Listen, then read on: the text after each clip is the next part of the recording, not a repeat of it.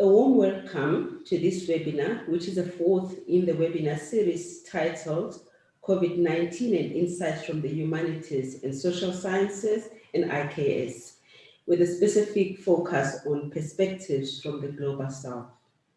My name is Pamela Maseko. I'm the Executive Dean of the Humanities Faculty at Noordwes-universiteit.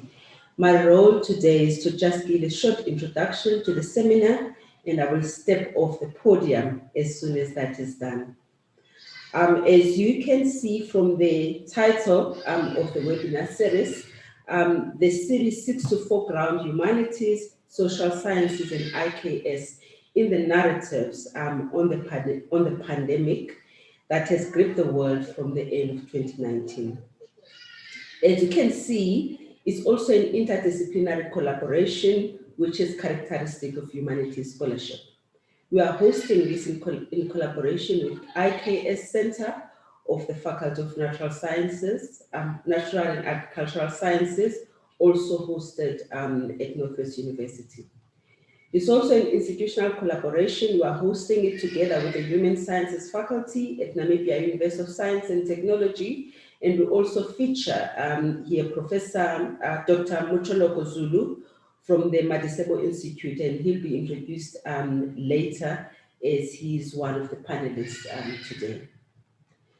Today's webinar focus is on therapeutics and etiology, and it focuses on issues of cause and treatment of disease. And speakers for the day look at this also in the context of indigenous conceptualization of disease and practices related to healing or treatment of disease. The third panelist focuses on policy imperatives on matters around IKS and presents the case of the province of KwaZulu-Natal. Let me give a hearty welcome to all the speakers today: Dr. Koaki Malebo from CUT, Dr. Mokoloko Zulu from the Madisebo Institute, and Professor Cheba Paleni from DUT. We're privileged to have you. You are the best in the research areas that you will be speaking on, and we will introduce you later. The facilitator will do that later when it is your turn to speak. Let me also take this time to welcome participants from across the world. Last time we had participants from 4 countries and also participants from 5 universities locally. So welcome, and also a special welcome to you if you're joining us for the first time. There are 2 more webinars in the series. Paul, if you can just flight the ones coming up now. On the 3rd of September, we have at the same time a series titled Gender Dynamics and Support on the 3rd of September. On the 10th of September, also same time, we have another one titled Community Engagement and Organic Intellectuals. We invite you to join us and share with us. On the 23rd of September, the last one, we are looking at really a celebratory event to really close off the webinar series. Let me emphasize that we do appreciate you gracing us with your presence, and we hope that you will join us in future in these coming webinars. I will not be doing facilitation, so that responsibility is for Dr. Hilma Amuele, and I just want to introduce you to her before she takes over.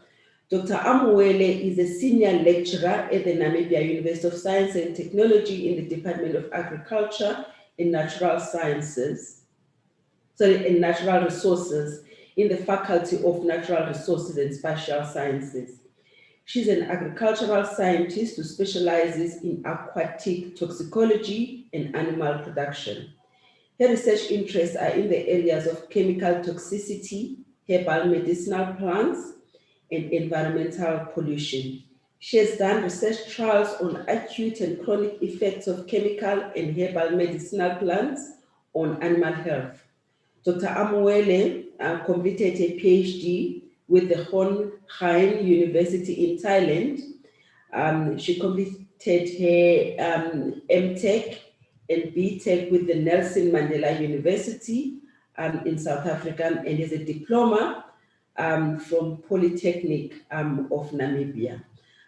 So I just want to head over to her. Maybe just before I do that, Paul, just to emphasize to all the participants that we have disabled the chat button in this webinar series. However, you are allowed throughout the seminar, the presentations by the panelists, to use the Q&A button on your screen and send us your questions as soon as you have an edge to ask a question or make a comment.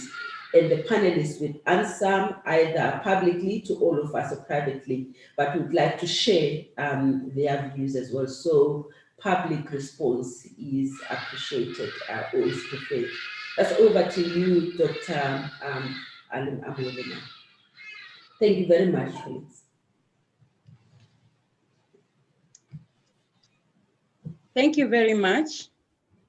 Good afternoon, ladies and gentlemen. My name is Hilma Rantila Amwele. I'm from Namibia University of Science and Technology, and I will be a facilitator for today's webinar, which is on therapeutic and aetiology. To introduce the first presenter, the first presenter's name is Dr. Koaki Malebo. She holds a PhD in microbiology from the University of Free State and a postgraduate diploma in higher education from Rhodes University. She is currently a senior director at the Center for Innovation in Learning and Teaching and an NRF grant holder registered as a professional natural scientist with South African Council for Natural Science Professions. She supervises students at master's and doctorate level in the field of food safety, where her research focuses is the use of medicinal plants for food preservation. She has published in peer-reviewed journals and has presented at local and international conferences. Today, Dr. Malebo will talk to us on photochemical screening of medical plant and analytical method and their applications. You are welcome, Dr. Malebo. Thank you very much. It is indeed a great honor and pleasure to be here and to be sharing the platform with the panelists that will be presenting today. I am trying to share my screen. I seem to be struggling a little bit. Okay. Let me quickly do this. So my name is Koaki Malebo. I am from the heart of the country in Bloemfontein. I represent the Central University of Technology. I do my research in the Center for Applied Food Science and Biotechnology. And this is where we do research, as I said, within food safety, where we look at using indigenous plants in order to in order to preserve food. So we extract from the plants, and then we use the plant extracts as food preservatives. I apologize for that. I think I seem to be struggling to share my screen, unfortunately. So I don't know if the chair allows me, if I can. Let me just go here quickly, and okay.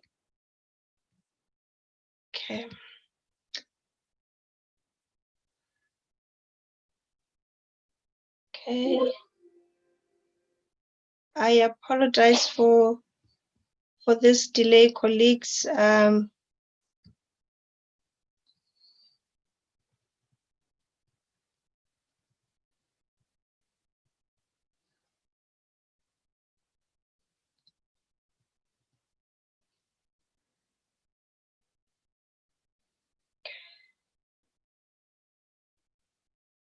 Okay, so I'm not sure if the program director allows me, if maybe I can present without sharing my screen. Will that be fine? Unfortunately, I seem to be having some technical issues on my side. Will that be fine, program director?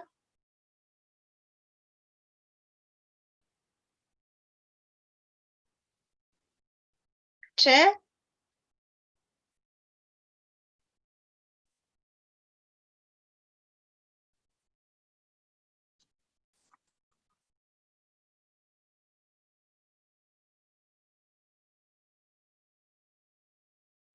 Okay. I will then start with then my presentation. So the title of my presentation, unfortunately, colleagues, I can't share my screen, but the title of my presentation is phytochemical screening of medicinal plants.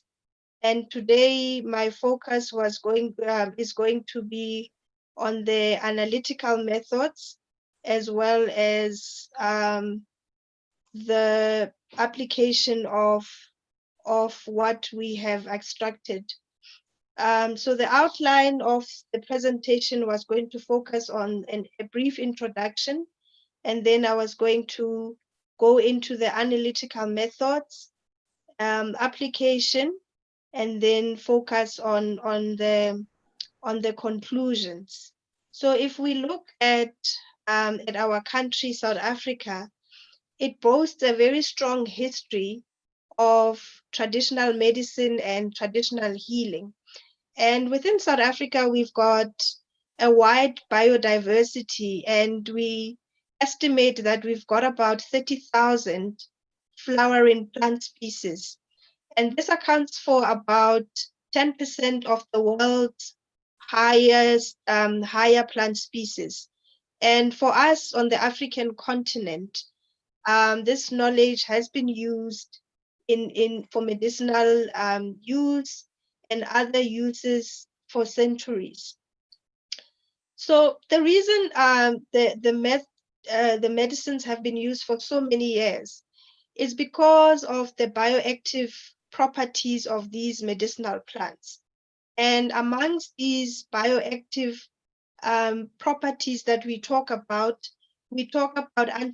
antibacterial properties, antiviral properties, anti-inflammatory, antifungal, as well as anti-cancer properties.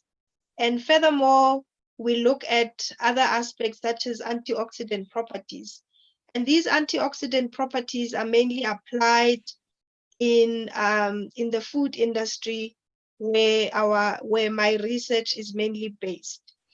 So when we do phytochemical studies on medicinal plants, we are trying to look at classes of natural compounds within these plants that have several pharmacological properties.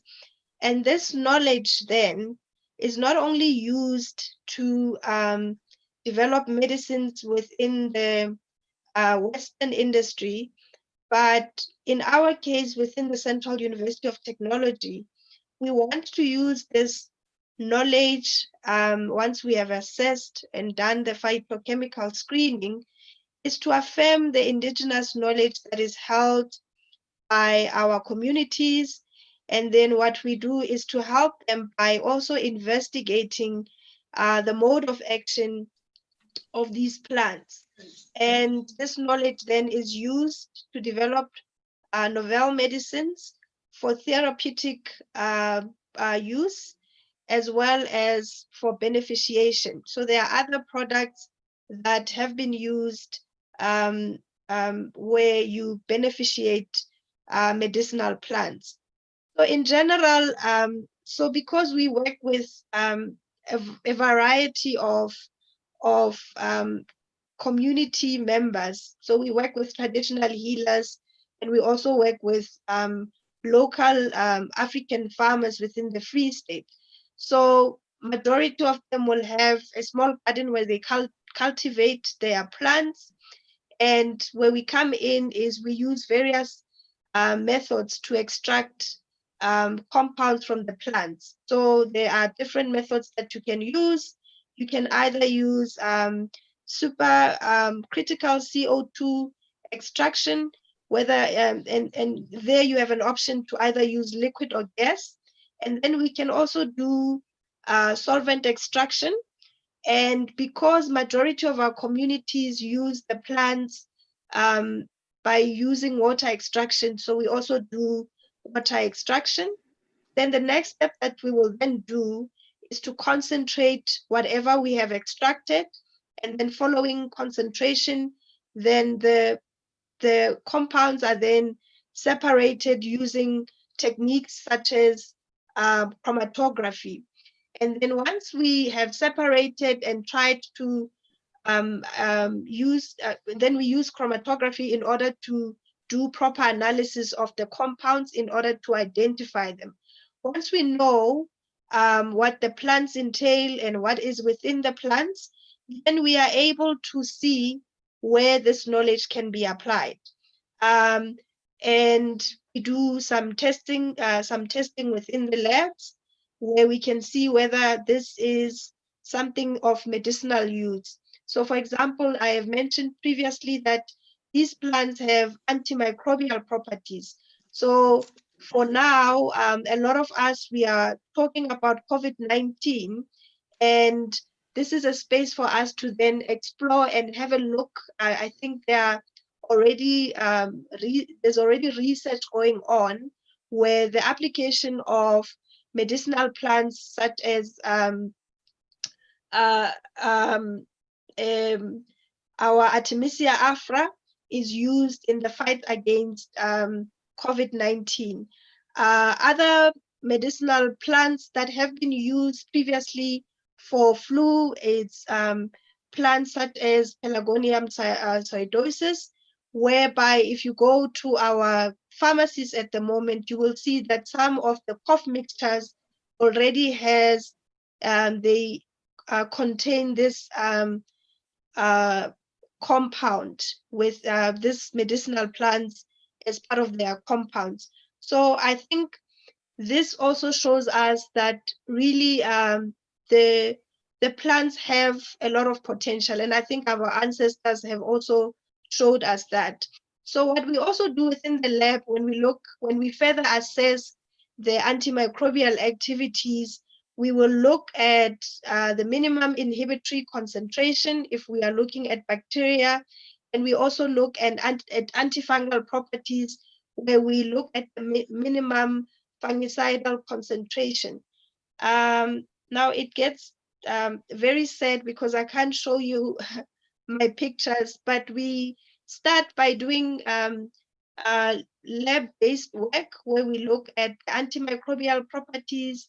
The basic thing that our honors students and BTech students, because I'm from a UOT, would do is to do screening on an agar plate where we look at the potential of this plant once we have done the extraction, and then we test them. And when we look at the mode of action of the plants, we normally use scanning electron microscopy. We know that from research and studies, they have shown that majority of these compounds would target the cell wall of either a bacterial cell or a fungal cell. So, so that's essentially the mode of action. Once the cell wall has been targeted, you will note that, so what happens is that the functioning within the cell will be disrupted, and some of the cell material will start to leak, and the cell will not be able to generate enough energy to be alive. And that's how, that's the potential of these medicinal plants. So as I have mentioned, there are many applications within medicine. If you look at Artemisia afra, it has been used for flu. If you look at Pelargonium pseudosis, it has also been used for flu. So what we do in the communities, we also have a conversation with our traditional healers, and then we ask them, what do you use this for? But when we get to the lab, we also test for other properties as well. So anti-diabetic properties, anti-cancer properties with our colleagues from the biomedical technology sphere. So for us, I think the main focus is within the agricultural sector, where within our center, we've been looking at how do we eliminate pests that are troubling our farmers. And also within the food sector, we saw earlier on, there was an outbreak of listeria. We try and find application of these medicinal plants in those sectors.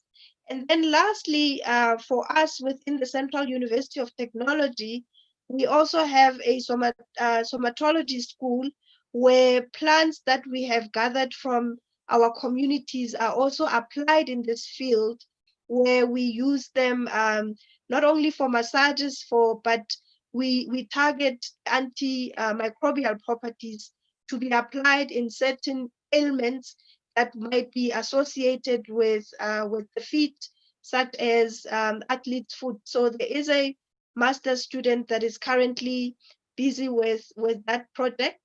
And what she has done is to create some bath salts that can then be applied by anyone within that field. So I think in concluding, we see that there's a lot that we can do with medicinal plants. There's a lot of knowledge that currently exists within our communities. And for us as the Central University of Technology, we advocate that this knowledge should not be taken away from our communities, that this knowledge must still remain. What we need to do as scientists is to affirm our communities and ensure that we assist them with beneficiation projects where they will be able to benefit as a community. So one of our projects that is led by Dr. Ida Manduna is where a group of traditional healers and local farmers are part of the project. And the idea is, once we have all this knowledge and we are able to develop products, this community will then develop an eco-store where their products will be readily available for various ailments. And with those few words, I thank you very much.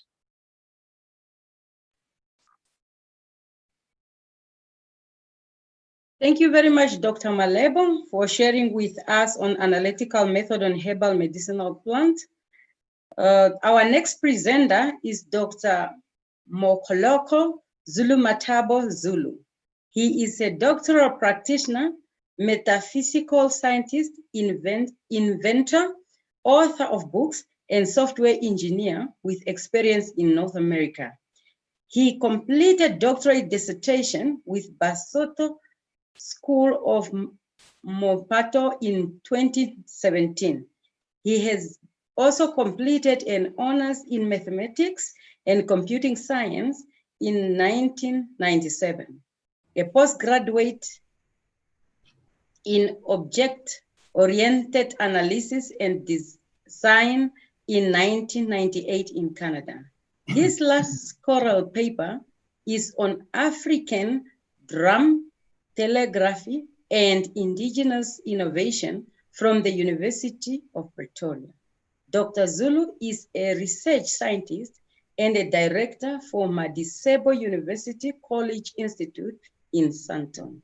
He is a member of American Mathematical Society, Association of Computing Machinery, and ANTAS.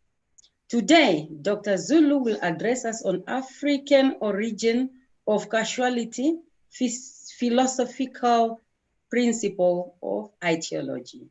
Thank you. You are welcome, Dr. Zulu. Oh, thank you very much, Chair. It's highly appreciated. And thanks to all the distinguished guests. I'm very excited to be here. And I'm also very inspired by the previous speaker, Dr. Ntswaki, who delivered a very powerful presentation. And I would like to basically say that we do most of the research among the Basotho. And so what I'll be talking about today is really will be drawing from their cultural knowledge in terms of metaphysics or metaphysical science. And basically, metaphysics is about reality, about what is it that is the case, as opposed to what it should be. So now, what's also interesting is that the Basotho, their knowledge is very much inspired by the knowledge of the cosmos. Just want to read a passage from this book called The Sacred Knowledge of the Desert, African Philosophical Transcendence. So I'm reading on page 4, it says, the Genesis, which is the cosmologic Genesis. The Basotho, like other Africans, trace their genesis to the cosmos. They originate from Mukhubu, the galactic core. One of their most valued stars is Tosamasiu, Sirius, which is regarded as a ternary star system. They refer to the orbiting star of Tosamasiu known as Makhaha. Now, Makhaha is not visible.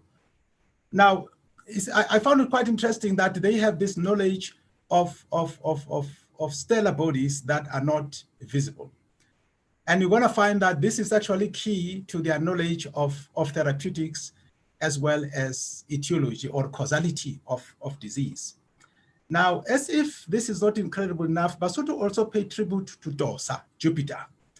And they have an axiom that says, Ubona Dosa, Limadinyana Ayona, which means, and this Madinyana refers to the babies. So Dosa is a star called Jupiter. You can actually see it at night. Tonight, after sunset, once it's dark, if you look right in the center of the sky, you're gonna see a star, a very bright star there, and this is Jupiter. And they say Dosa Limadinyana Ayona, which means this star has got babies. Now, these babies are actually moons, you know, and these babies are not, these moons are not visible to a naked eye. And now somewhere it says, how could they have known about the orbiting stars of stars of Tosamasiu without being assisted by some instrument? How could they have known of the invisible moons of Jupiter? And that is really at the center of this research that we do in terms of the incredible knowledge that they have. For example, we know that the Basotho, like other Africans, for example, they have a knowledge about the blood circulation, but without the technological instruments. And when we inquire to find out how do they have this knowledge, and they explain that this knowledge is part of their knowledge of the star systems. So there's a connection between cosmology and their knowledge of health, of therapeutics, and as well as the causality of disease. And we see this idea of stars also have an impact on their mathematical knowledge, for example. So now one of the interesting things is that Basotho divide the body into 3 domains.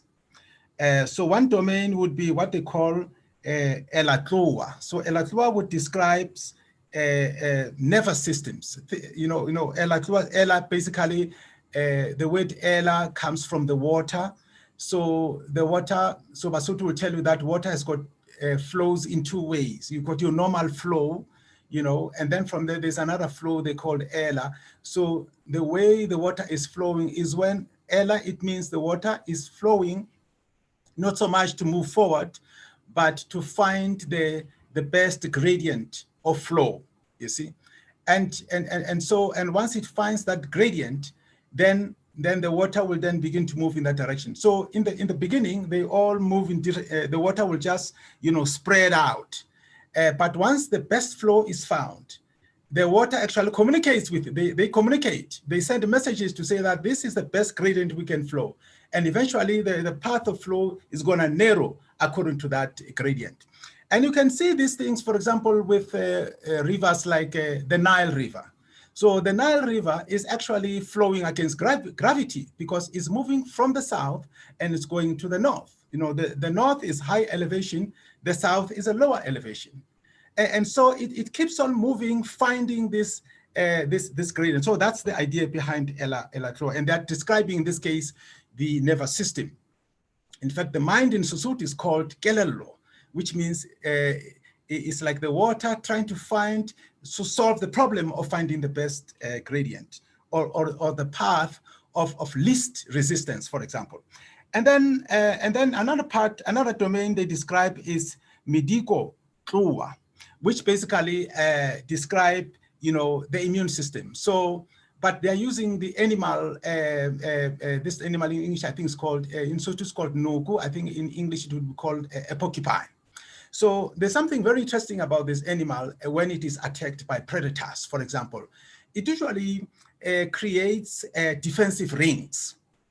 And there are actually 3 rings. You see, there's ring 1, which is the inner ring. And then there's ring 2, which is a ring, outside the ring 1, which is ring 2. And then there's ring 3, which is the last ring and the outermost ring. And these are defensive rings. So when it fights with bigger predators, like for example, lions or hyena, it uses these rings. And these rings correspond with its quills. You see, so for example, ring 1 has got short quills, but they're very stout. They've got a bigger diameter. And ring 2 has got longer quills with a smaller diameter, and so is ring 3 as well. But some of these, the surface might be a bit barbed. So when it pricks an animal, that quill will stay there.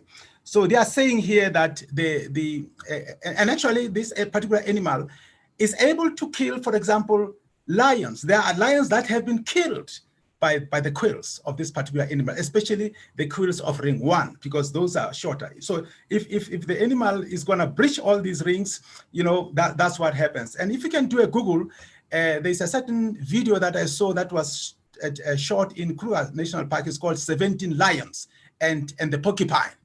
And it's quite interesting that it was attacked by these lions, and it successfully defended itself, you see, and that sort of stuff. So they're describing the immune system as something that has defensive rings. And then from there, the last domain is maikatluwa, which basically, Liaka in Sesotho describes signaling. So basically, maikatluwa means, a network of signaling stimulus. And in this case, they're actually describing an endocrine system, you see. So basically, the idea behind all these things is that if we understand these domains, these 3 domains, we can actually understand the causality of disease. We can also understand the cure of disease. Now, what I decided to do in my research was to find out if these domains are in any way connected, for example, which is what is known in biological science as, the germ layer. So you know that when the egg is fertilized, it becomes a zygote, and then the zygote is going to break into 3 layers, what they call, the ectoderm, the endoderm, and the mesoderm.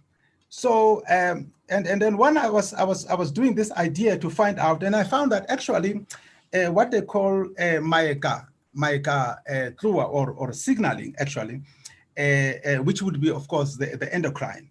Actually, that appears in the ectoderm. So it has the origin from the ectoderm. But what's interesting about this system, the signaling system, it appears in all three germ layers. So it appears in the ectoderm, the mesoderm, as well as the endoderm. That's quite interesting. And then in terms of this, the immune system now also appears, but doesn't appear in all germ layers. It appears only in two germ layers, for example. This immune system, for example, the mesoderm, medicotlua, it will appear there. It will also appear in the endoderm as well, but it doesn't actually appear in the ectoderm.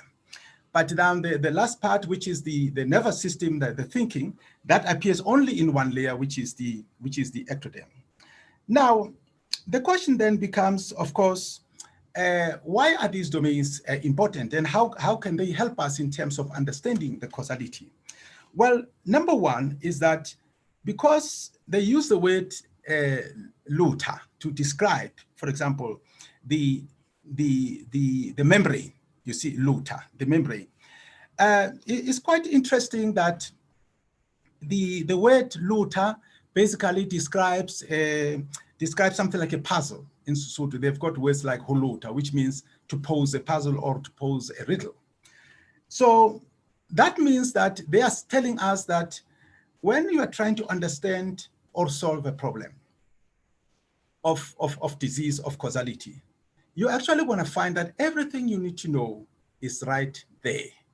You see, because if you look at a jigsaw puzzle, let's say you've got pieces that are thrown, on the ground or on the table, and you need to put these together, and you don't have access to the original picture. So what you need to do to solve that problem is right there. You don't need to source anything from outside. So all that you do, you assemble these pieces of the puzzle, and once they are correctly assembled, then you will have the picture or the original picture, and then you have solved the problem in that way. So that's why they use that word luta. So basically, for them, the nervous system basically is about, of course, things that move fast, fast reactions and stuff like that. And the immune system, of course, is about defense, of course. But what's interesting about these things is that the defense means that it can be slow or it can be fast. So there's a concept of continuum in the defense, in the immune system. And that's the same applies to the nervous system as well, where they use water as a metaphor. That also is a continuum. Water can move very slow, or it can move extremely fast, And then also in the case of the signaling system, like the endocrine system, for example, is the same idea. Things can move very slow, or can move extremely fast as well. That sort of stuff, because, a message might have to travel for a long distance to reach a certain part of the body. Now, let's come now to the idea of metaphysical science, which actually helps us to understand the concept of causality. Now, Basotho have a very interesting concept, which they call ngarete. So ngarete means metaphysics. And basically, if you translate it to English, it would be something like, it is like the case, it is the case. So there are actually three metaphysical cases in that statement of ngarete. Now, when we analyze this particular word, you do linguistic analysis to understand this concept of ngarete. So the N part of it refers to the observer. So any word that has an N in it, like if I say nkemele, I'm saying wait for this observer, because that's the N there. And they also sometimes use ikarete with an E instead of an N. So ikare means that observer. You see, ite, for example, you are talking about that observer. But if I say nkemele, we're talking about this observer. So in this case, then, we find that ngarete has got three cases. And basically, you've got, of course, the observer that I've already explained. And then from there, you've got two cases. The word kari stands for two cases, which will be a perceptual case and a symbolic case. So a perceptual case is like an interactive case, meaning it is something that is happening, but you can't really see it. So it's like, for example, a black box. You know, a black box is something that does something, but you cannot see the internals. You cannot observe the internals of that. You know, that will be a perceptual case. So, for example, if you see something, whether you're in the jungle, you see something that threatens you, and this thing is very far from you, you can't wait for it to get close to you for you to understand how it works. Otherwise, it's dangerous for your survival. So somehow you have to be able to make some decisions based on your perceptual observation of reality. And the second one, they call it a symbolic case. So a symbolic case basically is about a type of reality that has that has two aspects to it. A good example of that would be something like, for example, jewelry or beads, for example. So a bead or jewelry or even a ring, for example, is a symbolic system because it has the material aspect, which is physical, which is gold, but it also has the spiritual or cultural aspect of it. So that is a symbolic case. So it has got two cases of metaphysics. And then, of course, Ding describes now a literal case, you know, a literal case or a tangible case. Now, so they have these three different cases that help them to describe reality. Now, the word for cause in Sesotho is called sesusa. So sesusa, basically, if you analyze the word, it means something that has been removed or that is in a state of removal or something whose symmetry has been broken, for example. So that's what that means. Now, maybe just to put a bit of perspective, let's just compare with the metaphysics in the area of Western science. So in Western science, if you remember, if you took a science course, Science 101, and then they would have asked this question that says, what is matter? And the questioner would say, matter is a material that occupies space and has mass. Now, if you change the word material to reality and ask the question, what is reality? And the questioner would say, the answer would say, reality is the material that occupies space and has mass. So in a Western scientific theory, reality is described as a material. So material is something, of course, that has a molecular structure, you see. But then there are a lot of things in reality that don't have a molecular structure. For example, wind does not have a molecular structure, you know, but it does move molecules, you know, the air molecules. For example, what is the temperature doesn't also have a molecular structure, but it exists, you see. So science realized this problem, and then they came up with a new concept which they call physicalism. So physicalism basically says that anything that is a physical is a reality. So then that would include things like wind, you know, temperature and stuff like that. But there are still other things that exist that don't have those features. Like, for example, let's say a spirit. A spirit doesn't have a molecular structure. It doesn't have physicality. And yet, according to the Basotho, it exists. Another example might be maybe a dream. You know, you dream something, and then maybe when you wake up, your heart is racing. And yet, it doesn't have a physicality. It doesn't have a molecular structure, and it is, but it is real. You did have that particular dream, that kind of stuff. So now this is where now this African metaphysics becomes important, because there are things that are left out in Western science that are included actually in African metaphysics. Now, coming now to the actual disease, the cause of disease. So in the school that I attended in the Free State, we spent a lot of time on the aspect of causality. And that, for me, that was a very important aspect. So when you ask them, actually, what causes disease? They will say to you, they'll count three things. They'll count lota. Now, lota describes a membrane. But lota, the word, as I previously mentioned, is actually means a puzzle, the word lota. It means a puzzle. And so they're describing, but they're using that word to refer to a membrane, any kind of membrane in the body, actually, whether you're talking about a cell membrane, mucous membrane, skin, whatever, kilota is just the membrane. They describe it like that. And then the second thing that they talk about is lieka. Lieka is a stimulus, a signaling stimulus. So it's something that you must respond to, or something must respond to, or must process.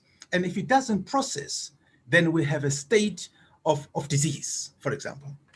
And then of course the third one will be likedi, which means a fluid, for example. See, so those three things, lota, which is the membrane, and then lieka, which is the signaling, and likedi, which is of course fluid. And for them, those things are at the core of causality. Now, it's quite interesting because when you look in a Western society, when they talk about causality, especially in a scientific science, it is usually described in a deterministic fashion. So they are mostly really talking about deterministic causality, you see. So deterministic is kind of a monocausal construct. Yes, to see that, okay, we have to find this one cause of this disease, for example. But the Basotho, with the concept of lota or membrane, you find that it is more of a multi-causal concept. You see, to say that actually you cannot narrow things down to one cause. There's usually many causes at play. And the membrane is a very interesting thing, because a membrane actually in mathematics, in areas like integral calculus, for example. So a membrane is an area. If you wanted to analyze it, you would have to use something like x to the power of 2, because x to the power of 2, which is a quadratic system, is actually, it describes area. You see, because if it's x, only x, just like that, it would only be describing a line or a linear or something like that. But x to the power of 2 would be describing an area, you see. So, but in an area, you have many points in an area. So Basotho also will tell you that there are many causes, and they describe a cause as a source, which means something that has been removed or something whose symmetry has been broken. And we need to restore this particular symmetry. And so that's quite interesting. So for them then, causality is not only deterministic causality, right? But there's also what I would call a probabilistic causality or a distributive causality, right? So a distributive causality means that, instead of getting one thing, as in a deterministic causality, you're actually getting many things. And another aspect would be, of course, another causality, which is a stochastic causality. Now, just to show a bit of difference among these concepts, if, for example, a teacher is teaching mathematics to students, and maybe is teaching, let's say, two concepts, multiplication and division, and then the teacher gives an example, a very trivial example that says 1 times 1. And the answer is 1. He explains how it becomes 1. The second one says 1 divided by 1, and the answer says 1. And then again, he gives reasons why it is like that. And then another student at the back of the class raises their hand and says, teacher, you say 1 times 1, the answer is 1. And then in the division case, you also says the answer is 1. And yet you did say that division and multiplication are different, but you're giving the same input and you're getting the same output. What is the difference between these two outputs? And then if the teacher says, no, actually, numerically, they are the same, that teacher would actually be misleading the students, you see? Because what happens is that multiplication gives you a deterministic output. That's why you've got the 1. But the division doesn't give you a deterministic output. It actually gives you a distributive output, because division doesn't give one input, it gives a distribution of outputs. So for example, it gives you a quotient, and then it also gives you a remainder. Even if a remainder is 0, but you need to track that, because if you're designing a system, for example, let's say in a hospital, we are designing a signaling system that tracks the heart rate or Sorry, that Dr. Zulu, yeah, the time is up. Oh, Sorry, Dr. Zulu, the time is up. Okay. Can I just conclude? Okay. Okay, thank you very much. So just to conclude then, is that if the student of if the system, the medical system, was not tracking this remainder, that system could actually kill the patient, because by not tracking the remainder is losing the accuracy, is losing the precision. So in conclusion, I would like to say that the African knowledge of metaphysics can contribute to the Western science so that we can have the benefits of the Western science. They've done a great job in terms of keeping records, recording the knowledge, but also Africans have got this holistic view about causality, about medicine, about holistic healing. Thank you very much.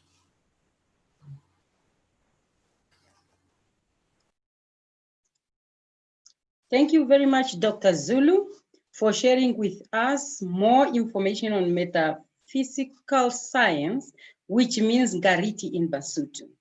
So the next presenter is Prof. Cheba Paleni. He obtained a master's at the former University of Natal and a doctorate at the University of Strathclyde in Scotland. He is a faculty member of the African Health Research Institute, an honorary research professor at the Durban University of Technology, and a visiting professor at Vaal University of Technology. He was appointed by the Minister of Health to serve as a member of the Interim Traditional Health Practitioners Council of South Africa. He previously served as the leader of the Traditional Medicine Program, Director of the Center of Occupational and Environmental Health Operations, Director of the Doric Duke Medical Research Institute, and Deputy Dean of Nelson Mandela School of Medicine, University of KwaZulu-Natal. In 2007, he was appointed the DST Research Chair in Indigenous Healthcare Systems. He has been a member of the Presidential Task Team on African Traditional Medicine, Deputy Chairperson of the KwaZulu-Natal Provincial Council on AIDS, and the World Health Organization Expert Committee on Traditional Medicine. He is among the 20 best authors global of integration of traditional medical practices into mainstream medical care. He was selected by the International Committee of Experts from the Inter-Academy Medicine Panel and other international scholars. Today, Prof. Paleni will share with us on the KwaZulu-Natal integrated indigenous knowledge-based healthy lifestyle strategy to fight COVID-19 and beyond. Thank you very much. You are welcome, Prof. Thank you, Program Director. Good afternoon, everyone. Not sure if you are all in our time zone where you are. And I'm grateful to the organizers of this meeting to invite me to share my this work I will be sharing with you. Let me try first to share the screen and hopefully you can see it. I know the theme is around the traditional medicine, which I'll probably touch on it and probably respond to some questions later. I felt this is important from a government perspective, leading a people to adopt this. The context is this one. The KwaZulu-Natal government, of course, had its own advisory committee on medical issues relating to COVID-19. And of course, then came up the issue of the president of Madagascar, who had made an announcement about the traditional medicine being a solution. So the team then were asked, how do they respond to this?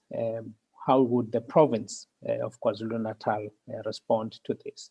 Unfortunately, these were allopathic medical professionals who did not have a response. And then the government then decided that let's put a team together that will, I don't know how to move my slides down, that will have that will work on looking at broadly, not just in responding to medicine, but how will our indigenous knowledge contribute to this? Not only looking at the period of the lockdown of the COVID, but beyond that, how do we mainstream IKS in the province? And so this was an intergovernmental team with also community-based players and indigenous knowledge holders, and I was asked to lead. And so around the same time, this online magazine had made a telling statement in their opening page, which was saying the pandemic has played out very differently in different parts of the world.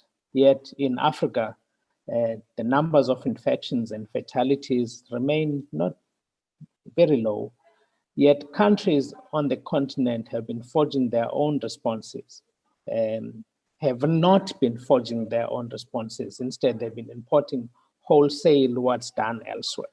And this was a striking observation.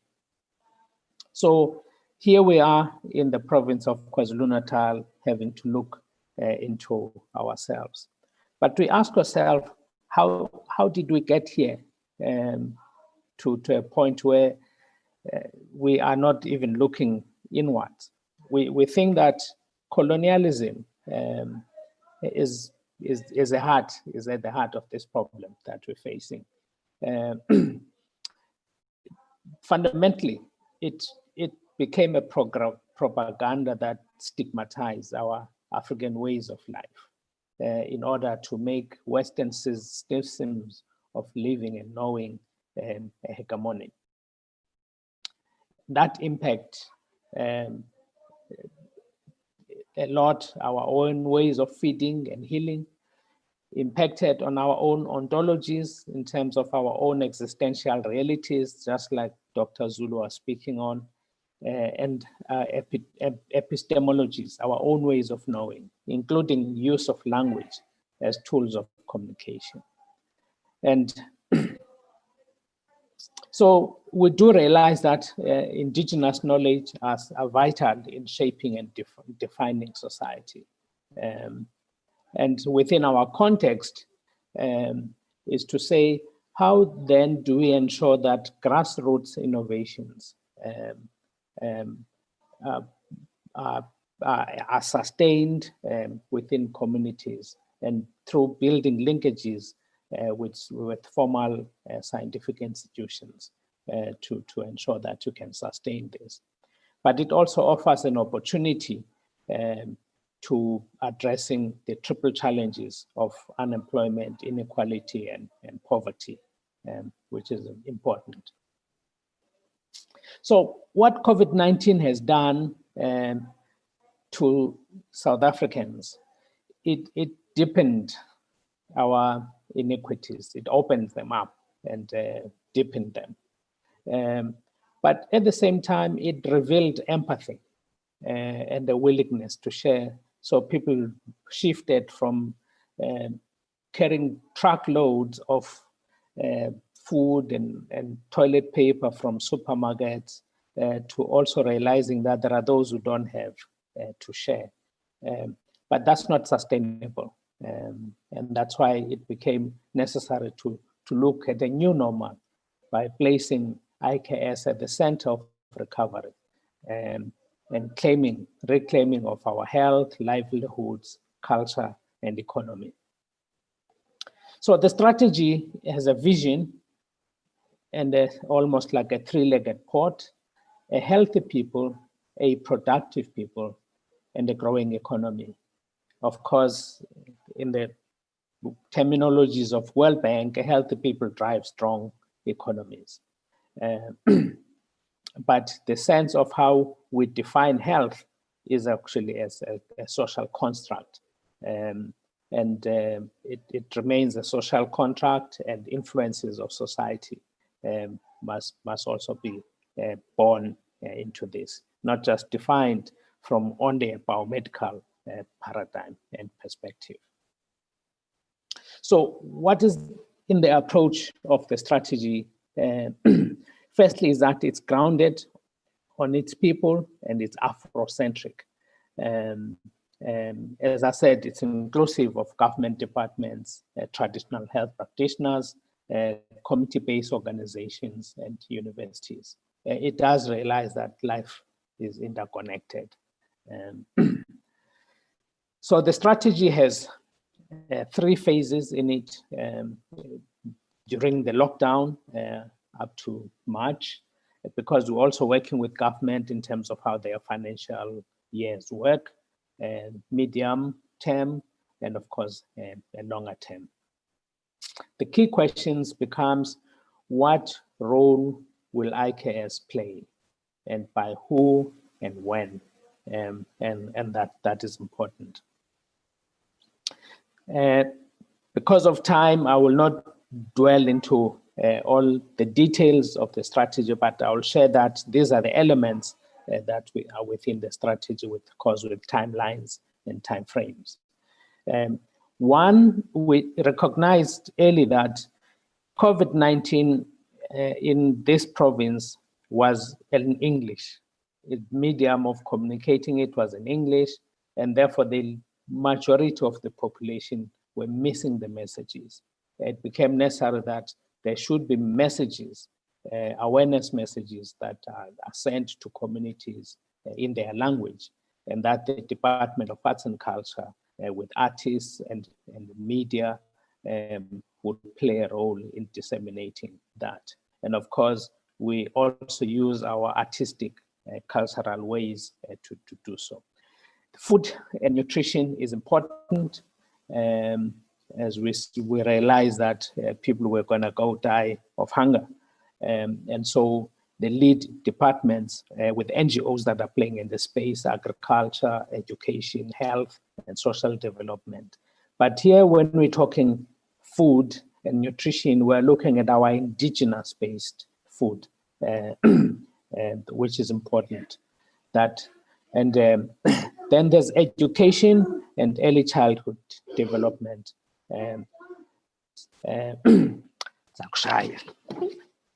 So that's the elements of education, where we integrate indigenous knowledge into the system.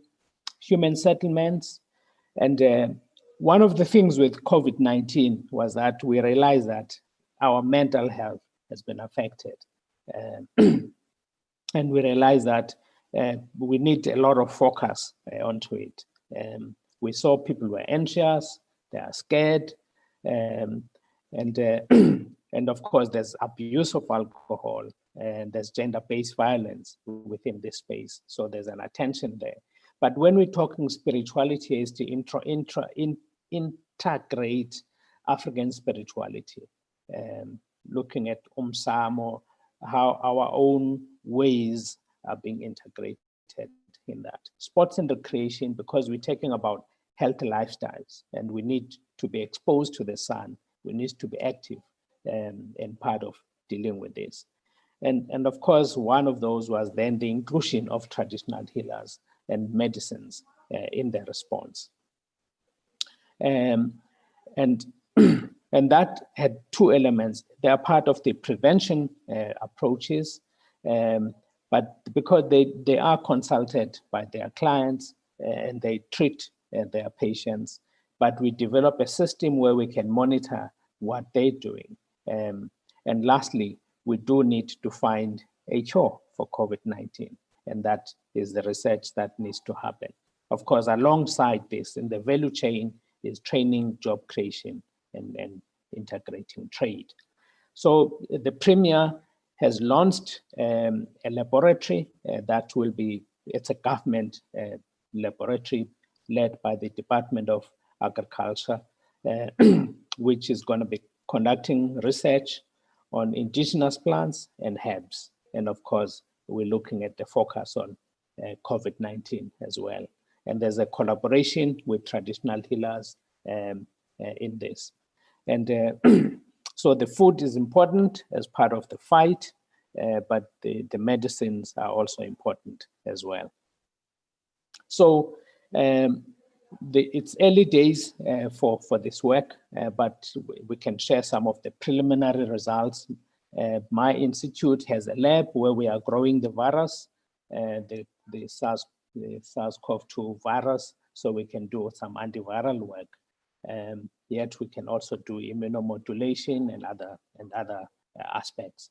And so we're sharing one product that we are finding clearly it inhibits the entry of the virus through the what is called an ACE2 receptor, which is available throughout the body system. And what is an important finding for us. But we've also done work to then show that this is not a non-specific blockage. And we've used an alternative system, which then shows us that this is actually a specific blockage of the ACE2 entry. But we're also looking at what are the antiviral properties and what would be the spectrum of patients who would benefit from the treatment of the medicine. That is, would it be preventative or would it be curative? And of course will then lead to doing clinical trials. But the sweet spot for us would be something that you have antiviral, you block entry, but you also assist patients in terms of anticoagulation and immune modulation. So hopefully next year we may share some exciting results, some of this. But I must say this, it was said, it was great yet sad when the president of Madagascar made an announcement about a plant from Madagascar. I wish he just told us that he's got a solution without telling us the name of the plant, because it's giving away a very important part of the intellectual property of his people. Of course, he's a politician, he's not aware of these things. So here we are, we're talking food, we're talking herbs, we're talking sports, and a range of things that are going to ensure livelihood. As I say, in these things, we're taking a value chain approach. So when we use a value chain, is that from production all the way up. So if we're talking sports, this also talks to people play sports with gear. They have gadgets, they have things. So that level of manufacture is important, especially indigenous sports. We're not talking soccer and rugby and all of that stuff here. We're talking indigenous games, and that is important. Supported with infrastructure, which is important. So there's a plan to develop an indigenous knowledge center that is going to be a huge investment. But alongside that is that you need then to do research on these medicines and get them into the market and get clinical trials. So there's a plan to then develop a traditional medicines incubator and manufacture. Probably speaking about medicines, we are realizing that medicines are equally important for sports, not as a black magic. Sports people have injuries that can be managed by traditional medicines, which can also be accessed by the broader public. And so part of this is then focusing the sports sector, that there will be traditional medicine that are being developed for that sector. Our athletes need to perform at a high level. They don't need to eat sushi and all of those things when we have our own nutrition that can support their performance at the highest level. So we're also looking at how our indigenous foods can support athletes, whether they are sprinters, comrades, runners, ultramarathon, and various levels of sporting. Because if you eat well, you perform well in sports as well. So that is important. So as we said, we're looking at a value chain approach. So you then need to look at agro-processing and the range of things. And some of these foods are our medicine, and that we need to do. It brings back the issues of land, that it's going to be an important catalyst to have. So what are the opportunities? Is that we are beginning to affirm the IKS, the indigenous knowledge of the people. They are wanting to make a positive impact on mental health and behavior change. It's empowering, yet there are commercial factors that when you add science to the knowledge, you add value to the products. But make sure that this is not for big business, but it supports the small scale farmers at the community level and stuff like that. Anything is not for free. So the costs are coming from various sources, from departments, and of course, part of the research funds may come from elsewhere in terms of this. So it's a bold strategy, and it will change the lives of the people of KZN forever. And it's also in line with sustainable development goals.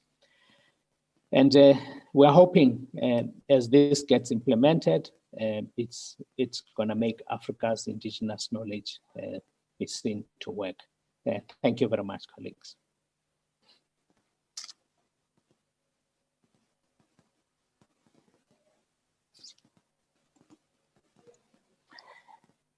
Thank you very much, Prof. Paleni. Thank you. So now we are going to listen to the artist from Northwest University School of Music. And after that, we will check if there are some questions, and then we are taking, I think we can take 2 questions per person. And after, then we are going to have a closing remark and vote of thanks by Dr. Kaitsiwe Moteo. Thank you very much for your attention.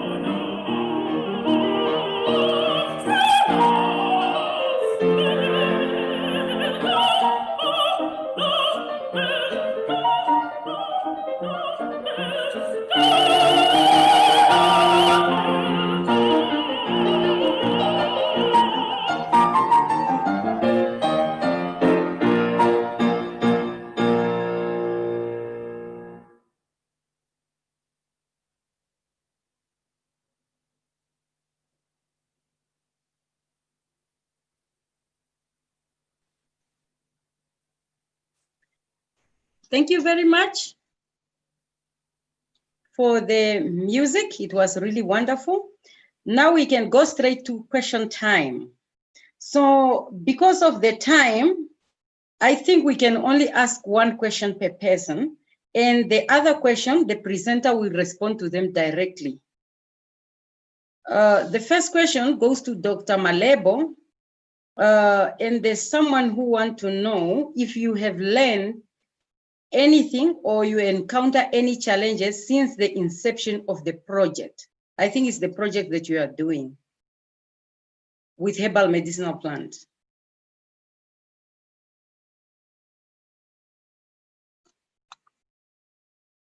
Hello, can you hear me? Yes, I can hear you. I think for us, some of the biggest lessons that we have learned, it's the knowledge that you gain from the knowledge holders. Our biggest challenge is the analytical testing is very expensive. So with limited funds, there's only so much that you can do. But we do try to do as much as we can. We've learned also that some of our local knowledge holders have other methodologies of using their own plants. I know that some of our collaborators have opted for making tinctures, for example, without going the making pills and things like that. So some of those tinctures, we assist them with testing for efficacy within our labs, and they have opted for that kind of direction. It's easier to to sell those products for them without having to go, as I say, the tablet route. As I say, there's a lot that we are also learning, and I think it is a forum where we are not coming as these individuals with superior knowledge, but we create a platform where we both allow each other to to learn from each other. So it has been, we've learned a lot. Our students have also learned a lot from the engagement.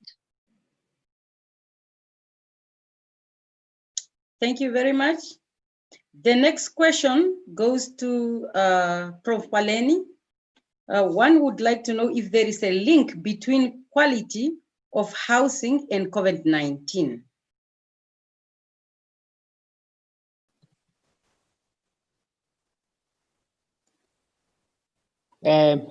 Thank you.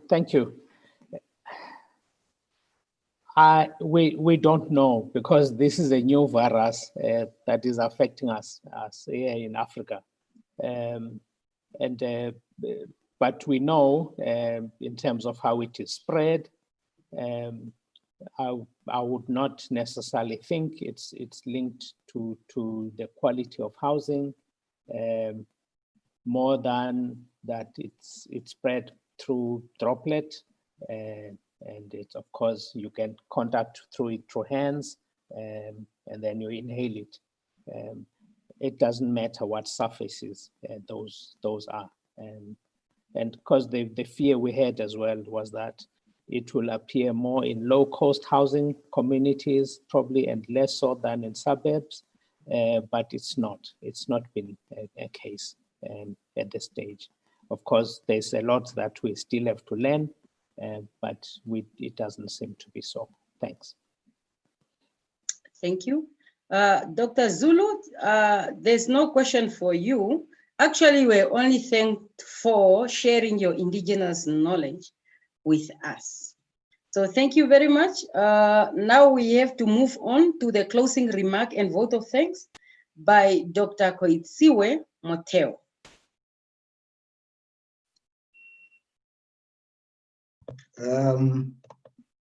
Thank you very much, Program Director, or our facilitator, Dr. Hilma Amwele. Let me also take this opportunity, colleagues, in this evening to thank our honorable presenters, especially Dr. Koaki Malebo, Mokoloko, Zulu Matabo Zulu, and Professor Cheba Paleni. As you can hear from their presentation, they were almost speaking to each other in terms of their knowledge and how they can use their knowledge to actually deal with the issues of COVID-19 and beyond. And as you are all aware, our focus area today was therapeutics and Aetiology. I think I've learned a lot also myself from the presentations.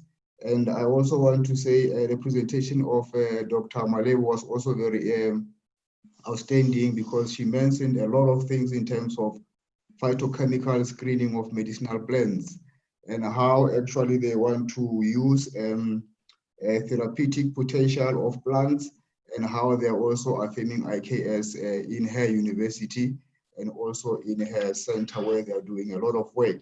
And as we also know, colleagues, yesterday, the 26th of August, actually it is the beginning of the African Traditional Medicine Week, which also ends at the end of this month. So it's very important for us to have these discussions and to actually ameliorate the stereotypes that are also there, and to see how we can contribute effectively to this ongoing knowledge economy in terms of our knowledge systems that we can promote. And I also want to thank Ndade Zulu Matabo. He has done a very outstanding presentation because his research, as he indicated, comes from the Basotho cultural knowledge. And we know that the Basotho and also other African indigenous communities, they also look into the cosmos, and they have a symbiotic relationship with the cosmos environment and everything that also is part and parcel of who we are. And I think this is very important. You see the philosophical knowledge around causality and also issues of aetiology, I think are very important. I like the way Zulu Matabo, he uses also the language of the Basotho in order to show that our languages are actually very important and they are the carrier of our knowledge systems. I would like to also thank Ntate Cheba with his initiative from KwaZulu-Natal about the issues of how can we actually use IK-based health life strategies in order to ensure that we deal with the challenges of COVID-19, and the support that they're getting from the department that are diverse from the KwaZulu-Natal, I think is very important, and the visions of the strategy, the approach, and how they actually try to look at various aspects of IKS as a way of reversing the impacts or readdressing some of the injustices of the past in terms of apartheid, colonialism,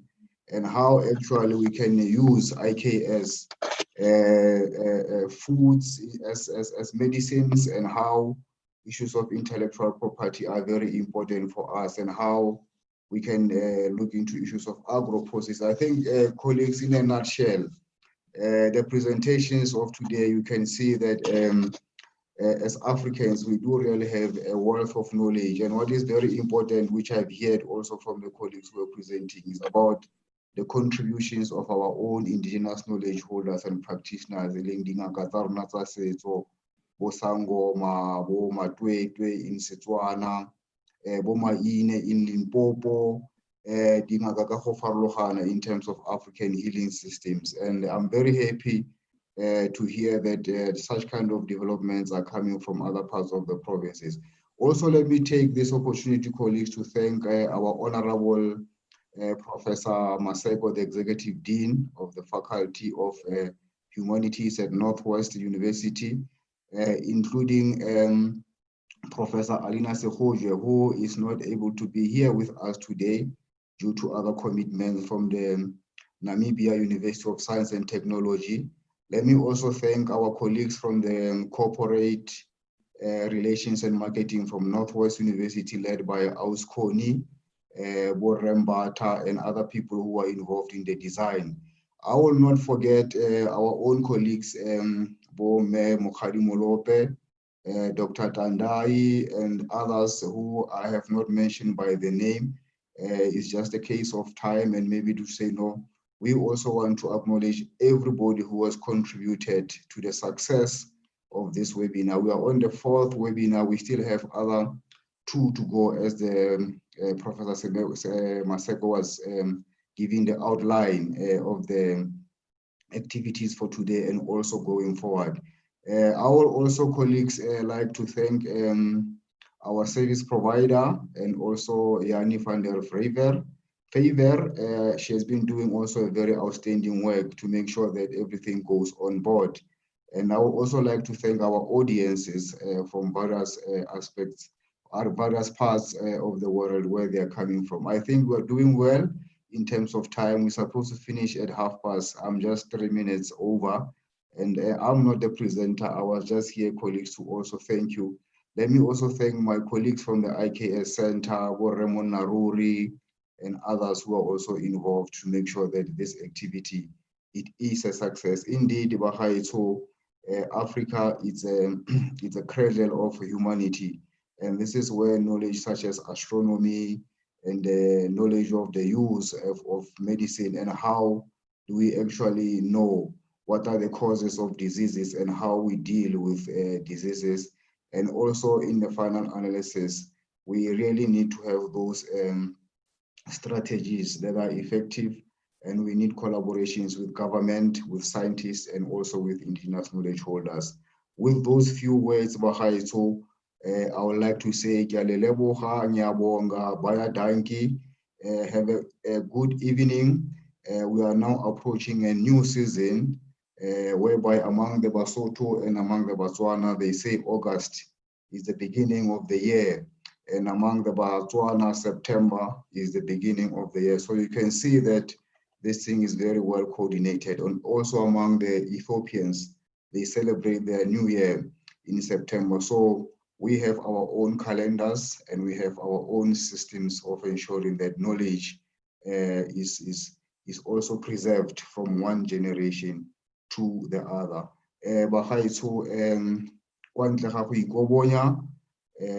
I'm very happy and I would like to adjourn this important event for us. We are looking forward to also see you next week. Thank you very much.